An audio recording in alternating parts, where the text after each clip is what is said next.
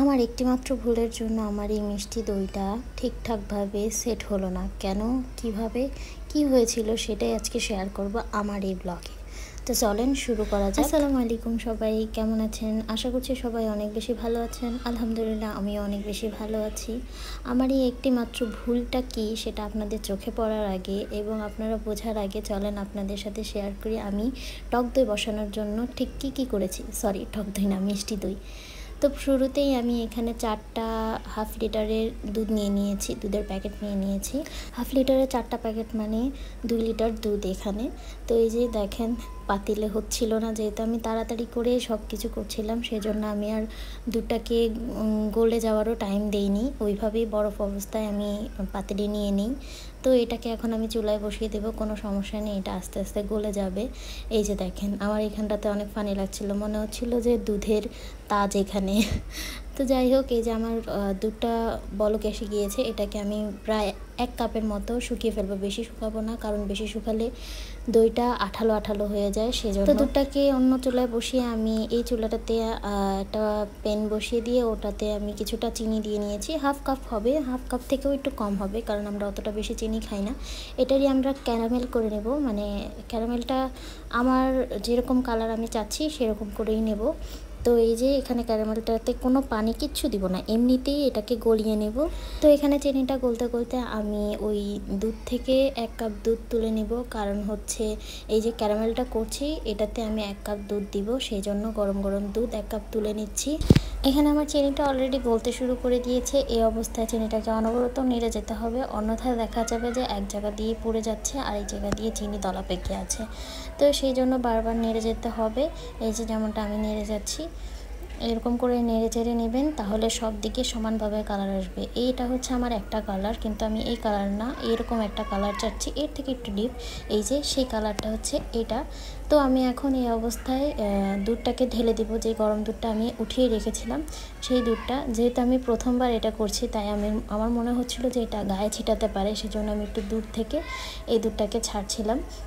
তো এই তো দুধ ছাড়ার পর হয়তো অনেকের কি সবারই চিনিটা দলা পেকে যাবে, মানে ক্যারামেলটা দলা পেকে যাবে, এটার চিন্তার কোনো কারণ নেই। চুলার আঁচটাকে একদম লো ফ্লেমে রেখে অনবরত নাড়লেই এমনিতেই চিনিটা বা ক্যারামেলটা গলে আসবে, তখন একদম দুধের সাথে মিশে যাবে। তো এই তো আমিও সেই কাজ করছিলাম, অনবরত নেড়ে যাচ্ছিলাম। এই যে আমার প্রায় সব ক্যারামেলটা গলে গিয়েছে, আর আমি এভাবে আরেকটু নেড়ে নিচ্ছি। তো এই পর্যায়ে আমার ক্যারামেলটাও গলে গিয়েছে। এখন আমি তৈরি করে নেব হচ্ছে গিয়ে দই বীজটাকে আমি অলরেডি টক দই থেকে কিছুটা টক দই এই নেটের উপরে ঝরিয়ে দিয়ে দিয়েছি। এখানে প্রায় 1.5 কাপের মতো দই বীজ আছে। তো এই দই বীজটাকে আমি চামচের সাহায্যে একটু নেড়ে চেড়ে নিচ্ছি, মানে মিক্স করে নিচ্ছি, যাতে একটা পাতলা কি বলে এটাকে, মানে দইটাকে একটু ফেটে নিতে হবে আর কি। তো আমি এটাকে ভালো করে ফেটিয়ে নিচ্ছিলাম। এই যে আমার ফেটা হয়ে গিয়েছে, দেখতে পাচ্ছেন। এখন যেটা করব, এই দুধটা আমার প্রায় হয়ে গিয়েছে। এখন এই দুধটাকে আমি এই ক্যারামেলের যে দুধটা মিশিয়ে রেখেছিলাম সেখানে ঢেলে দেব। তো এই তো আমি এখন ঢেলে দিচ্ছি, যদিও গরম, একটু সাবধানতার সাথে কাজ করতে হবে। তো এই তো আমি ঢেলে দিলাম সম্পূর্ণ দুধটা ঢালা শেষে এখন আমি আবার এই দুধটাকে খুব ভালো করে মিশিয়ে নিব। এই যে ভালো করে মেশানো হয়ে গেলে এখানে আমি যেটা করব, 1 কাপের মতো চিনি দিব, কারণ অলরেডি ক্যারামেলের চিনি ব্যবহার করা হয়েছে তৈরি করার জন্য। তো এখানে আমি 1 কাপের মতো, 1 কাপও না, একটু কম দিয়েছি, কারণ আমরা তেমন একটা মিষ্টি খাই না, সেই জন্য। তো চিনি দিয়ে আমি অনবরত একটু নাড়বো যাতে চিনিটা গলে যায়। তো আবার এখন এটাতে দই বীজটাও দিয়ে দিচ্ছি। তো কে বুঝতে পেরেছেন যে আমার ভুলটা কোথায় আছে, কি কারণে আসলে আমার দইটা হয়নি, দেখি কারা গেস করতে পেরেছেন। যারা পেরেছেন কমেন্ট বক্সে আমাকে জানাবেন, যারা সম্পূর্ণ ভিডিওটাও দেখছেন তারাও কমেন্ট বক্সে আমাকে জানাবেন যে কোথায় আমার ভুলটা ছিল, কী জন্য আমার দইটা জমেনি। এখানেই কিন্তু আছে, আমি একটু বলে দিতে পারি যে এখানেই ভুলটা আছে। তো দেখি আপনারা বলতে পারেন কি না। আচ্ছা, এখানে একটু বলে নিই, যারা আমার ফেসবুক পেজ থেকে দেখছেন তারা প্লিজ আমার পেজটাকে লাইক করে দেবেন, আর যারা আমার ইউটিউব চ্যানেল থেকে দেখছেন তারা প্লিজ আমার ইউটিউব চ্যানেলটাকে সাবস্ক্রাইব করে দিবেন। এবং আমার ভিডিওগুলো যদি ভালো লেগে থাকে তাহলে প্লিজ সবার সাথে শেয়ার করবেন, আপনার ফ্রেন্ডস অথবা ফ্যামিলির সাথে। আর হ্যাঁ, অবশ্যই আমার ভিডিওটাকে লাইক করে দিবেন। আচ্ছা, এখন বলে নিই যে ভুলটা কী ছিল। আচ্ছা, এই ভুলটা আমি পরেই বলি, তার আগে বলে নিই এই যে আমি যে দই বীজটা দিয়েছি এটাকে আমি সুন্দর করে মিশিয়ে নিয়েছি। মেশানোর শেষে এখন আমি এই যে 3টা পাত্রে ঢেলে নিচ্ছি। আসলে আমার 4টা পাত্রে হয়ে গিয়েছিল, অনেকগুলোই হয়েছিল মাশাল্লাহ।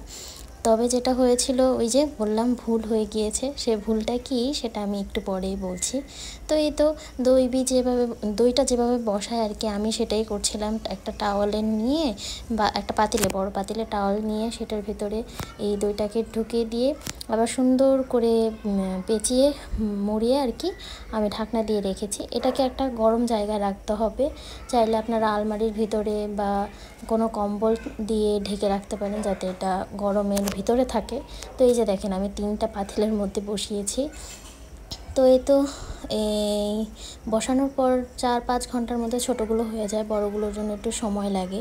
তো আমার ভুলটা ছিল যেটা, সেটা এখন বলি। আমার ভুলটা এটাই ছিল, আমি যে দই বীজটা দিয়েছি সেটা আমি দিয়ে ফেলেছিলাম গরম অবস্থাতেই। দুধ যে গরম ছিল সেই অবস্থাতে দই বীজটা দিতে হয় যখন দুধটা উষ্ণ গরম থাকে, মানে আঙুল দেওয়া যায় এমন গরম অবস্থাতে দিতে হয়, কিন্তু আমি এটা ভুল করে ফেলেছি।